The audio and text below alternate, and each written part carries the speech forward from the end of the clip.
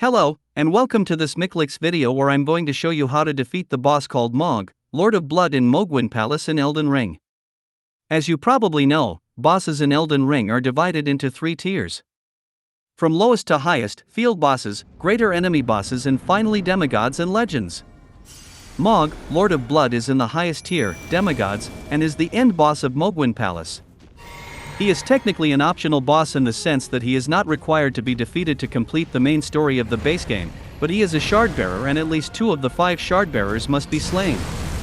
Also, killing this boss is mandatory before you can start the Shadow of the Erdtree expansion. If you think my character's appearance has changed from previous videos to this one, you're right.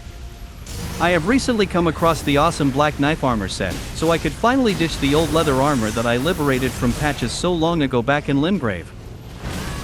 With armor that looks so cool, I also decided it was time to try something other than the Guardian Sword Spear, as the colors didn't really go with the armor and more importantly, I recently realized that two-handing a weapon that only scales with Dexterity doesn't provide as much bonus damage as I thought. Trying to embrace the whole Dark Assassin style a bit more, I decided to switch to dual-wielding katanas, namely the Nagakiba and the Uchigatana, which seem to be the best options I currently have available, even though I think the Nagakiba looks comically long. This is the first boss I try out the new weapons on, and I must admit I haven't really gotten used to them yet. Anyway, I found this boss fairly difficult to take in melee as he attacks very quickly and both does high damage melee attacks and high bloodlust building area of effect attacks, so it was difficult to find openings for getting some hits in. On one attempt, I tried to kite him back and forth and just shoot him with my bow, which seemed to work okay, but took a long time. When he switched to phase 2 and did that big area of effect that covers most of the area, I was unprepared and he managed to kill me while healing himself quite a bit in the process, so I finally thought enough is enough with these shenanigans.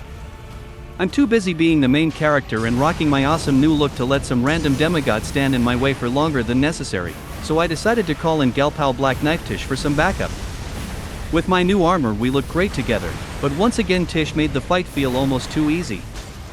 She somehow managed to hold his aggro really well while also doing very high damage to him, so I struggled a bit with actually getting hits in because I had to chase him around a lot.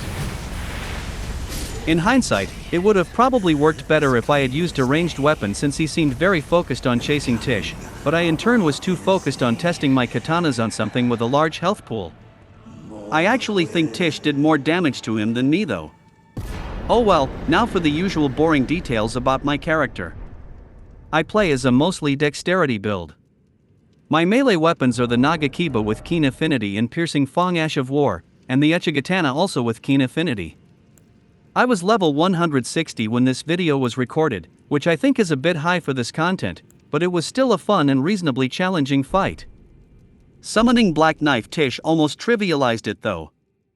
I'm always looking for the sweet spot where it's not mind-numbing easy mode, but also not so difficult that I will be stuck on the same boss for hours.